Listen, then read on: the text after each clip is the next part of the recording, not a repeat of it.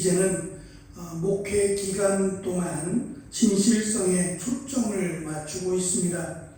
10절의 말씀을 직역하면 믿는 여러분 가운데서 우리가 얼마나 거룩하고 의롭고 흠없게 행하였는지 여러분이 증인이며 하나님도 그러하십니다 라고 말을 합니다. 두 증인입니다. 여러분이 증인이고 하나님이 증인 되신다라고 하는 설명입니다.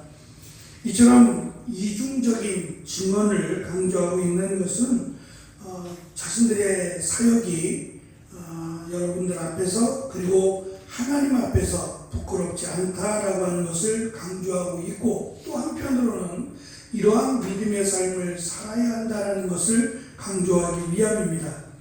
데살로니가 성도들은 자신들이 본 것을 증언하고 하나님은 그들이 보지 못한 것, 즉 마음의 중심까지도 증언하신다라고 하는 것을 자신들도 확신하고 있고 또 데살로니가 성도들도 확신해야 된다는 겁니다. 다시 말하면 사람의 눈은 속일 수 있지만 하나님은 속일 수 없으니 하나님 앞에서 부끄럽지 않도록 믿음의 생활 또 그에 합당한 삶을 살 것을 촉구하고 있습니다. 특별히 하나님을 믿는 사람들이 가져야 할, 자신들을 비롯해서 하나님을 믿는 그리스도인들이 가져야 될 세 가지의 덕목을 분사형을 통해서, 다시 말하면 진행형입니다. 늘 이렇게 살아가도록 힘쓰라고 하는 이런 세 가지 성품을 강조하는데, 10절에 보면 거룩하게, 그리고 의롭게, 그리고 흠없게라고 설명합니다. 이 세 가지의 성품이라고 말하기에는 이러한 삶을 살도록 노력하라는 얘기입니다. 먼저 거룩하게라고 번역된 이 단어는 보통 거룩하게라고 하는 단어가 따로 있는데 여기서는 거룩하게라기보다는 경건하게라고 생각하는 게 더 맞습니다.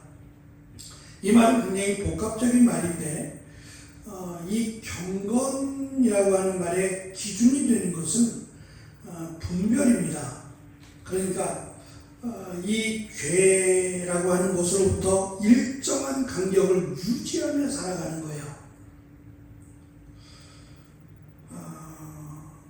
당시 그 수많은 우상들 또는 헬라 문화나 철학들을 보면 눈에 보이는 것보다 보이지 않는, 이왕론이라는 게 사실 그런데 보이지 않는 것들에 대해서 더 마음을 두었어요.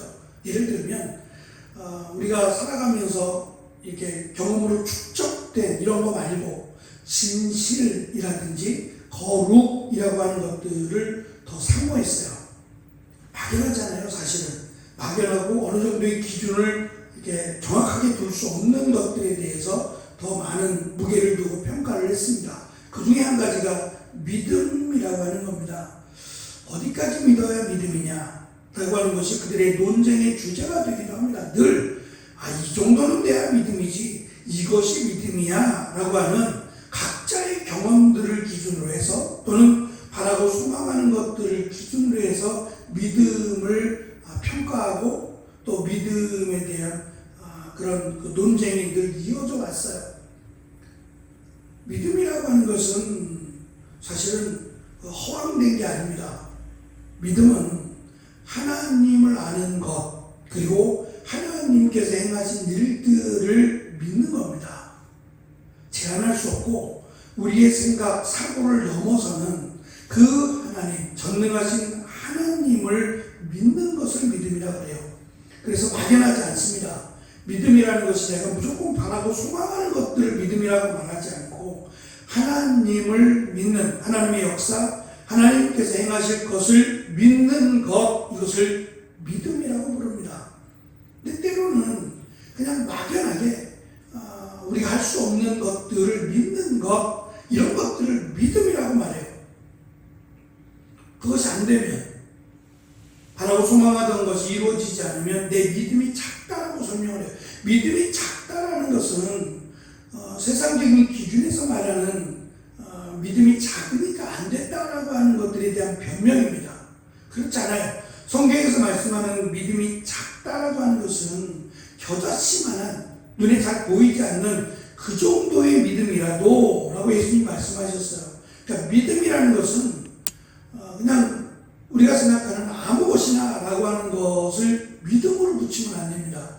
믿음은 정확하게 하나님이 누구신지 그리고 하나님이 어떠한 하나님인지를 아는 데서부터 시작을 해요. 그러니까 믿음이 작다라고 말할 때 예수님이 제자들에게 어찌하여 믿음이 없느냐라고 했을 때 믿음이 작다라고 말씀하신 것은 사실 쓸모없는 또는 쓰레기 같은 믿음을 말해요. 그건 없는 거나 마찬가지입니다. 그렇게 말씀하신 이유는 예수님을 모르기 때문이에요. 함께 있는 예수님이 누군지를 모르니까 믿음이 없는 겁니다. 예수님이 누구신지를 알면, 예수님이 이 땅에 왜 오셨고 예수님이 누구신지를 알면 당연히 그에 합당한 믿음이 생깁니다. 근데 그것이 크다 작다를 논하지 않아요. 그 믿음이 있으면 놀라운 능력과 기적이 일어난다라고 예수님이 가르쳐 주셨습니다. 여기서 말씀하는 경건이라고 하는 것은 말씀을 알아야 돼요. 말씀을 알아야 내가 이것을 해도 된다, 안 해야 된다라는 것을 결정할 수 있어요. 그래서 경건이라고 하는 것은 막연한 것이 아니라 어떤 추상적인 의미가 아니라 죄로부터 내가 늘 일정한 간격을 유지하기 위한 거룩한 몸부림을 경건이라고 부릅니다. 그리고 두 번째는 의롭다라고 말을 하는데 이 의롭다라는 것은 세상 법과의 조화되는 삶이에요. 물론 하나님의 말씀을 거역하는 것과는 무관합니다. 그것으로 가면 안 되고 세상에서 정한 그 규범을 지키려고 노력했다는 거예요. 그리고 세 번째는 비난할 만한 결점이 없이 살아가려고 노력했다는 얘기입니다. 이 부분이 말씀드린 분사형으로 되어 있어요. 계속 진행한다는 거죠. 이것을 힘쓰고 살아간노라 라고 여러분들이 증인이라는 겁니다. 저는 이 부분에서 사도 바울이 강조하는 것은 믿음만이 아니라 삶이다 라고 하는 것을 우리는 알 수 있습니다. 또한 11절에서는 앞에서는 유모의 역할을 했다 그랬습니다. 젖을 먹이고 그리고 아이를 케어해주고 살피는, 그런데 이 유모가 어머니와 같은 역할을 했다 그랬어요. 다 그런 건 아닐 수 있습니다만 적어도 자신의 젖을 먹이고 자신과 함께하는 아이를 그냥 돈 받고 일하는 정도로 하지 않는다는 거죠. 정말 성심성의껏 내 아이를 키우는 것과 같은 마음으로 사도 바울이 그렇게 지금 여러분들을 양육했다라고 7절에서는 강조했고 이번 11절에서는 마치 아버지가 자녀를 대하듯 여러분 한 사람 한 사람을 돌보았다라고 강조합니다. 그러면서 하는 말이 여러분도 기억하듯이 여러분도 아는 것처럼 이라고 말합니다. 아버지의 역할은 굉장히 엄격하고 어찌 보면은 그 아버지는 무섭고 그리고 일방적이다라고 유대인들은 기억을 해요. 그런데 헬라 문화에서는 당시 로마 문화에서는 굉장히 엄격했지만 헬라 문화에서 아버지는 이성적이고 그리고 권면과 칭찬하는 존재로 여겨졌어요. 사도 바울은 이 부분을 강조합니다. 어머니의 감성 그리고 아버지의 이성적 판단을 강조해서 감동적으로만 여러분들을 대한 것이 아니라 이성적으로 여러분들을 가르치고 권면했음을 특별히 강조하고 있습니다. 그리고 11절에서 전체를 향해서 여러분 전체를 향해서 권면한 것도 있지만 각 사람 한 사람에 대해서 권면하고 관심을 가졌다라고 강조합니다. 그리고 12절에서 아버지의 세 가지의 훈육 방식을 설명합니다. 그것은 권면과 위로와 간청이라고 하는 세 가지의 모습으로 여러분을 가르쳤다라고 설명을 합니다. 이렇게 했던 이유에 대해서 밝히는데 그것은 하나님께 합당한 삶을 살게 하기 위해서라고 말합니다. 그래서 사실은 이 믿음이라고 하는, 신앙이라고 하는, 또는 신앙생활이라고 하는 것이 단계가 필요한 것 같아요. 연수가 필요하고 시간적인 것이 필요하리라고 생각합니다. 그것이 먼저 믿은 사람들에게서 드러나야 한다라고 하는 것을 우리는 알 수 있습니다. 그래서 우리의 신앙의 연수가 더해진다라고 하는 것은 그냥 연수만 더해지는 것이 아니라 이러한 삶의 흔적, 나이테와 같은 이런 삶의 흔적이 드러나서 처음 믿는 사람들에게 본이 되고 또 그들을 믿음으로 잘 이끌어줄 수 있는 그러한 삶이 우리 안에 있어야 한다라고 하는 것을 강조하고 있습니다. 그래서 이런 부분들이 단순히 감성적인 부분뿐만 아니라 지성적으로, 이성적으로도 준비가 되어 있어야 많은 사람들을 바르게 유익하게 이끌어줄 수 있다는 것도 강조합니다. 그래서 이렇게 하는 궁극적인 소명이 여러분들을 그의 나라와 영광으로 부르시는 하나님 때문임을 밝히고 있습니다. 물론 완벽한 사람은 존재하지 않습니다. 바울도 부족한 부분이 없지 않아 있을 겁니다. 그러나 그 부족한 부분을 채우려고 오늘보다 내일보다는 그 다음 날이 조금 더 하나님이 보시기에 아름다운 모습으로 세워지도록 스스로 노력하는 것이 필요하다는 생각이 듭니다.